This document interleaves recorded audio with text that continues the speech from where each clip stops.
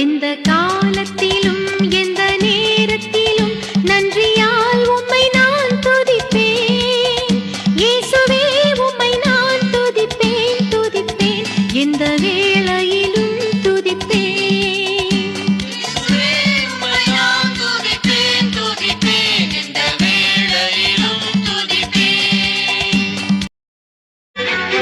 எந்த காலத்திலும் எந்த நேரத்திலும் நன்றியால் உம்மை நான் துதிப்பேன்.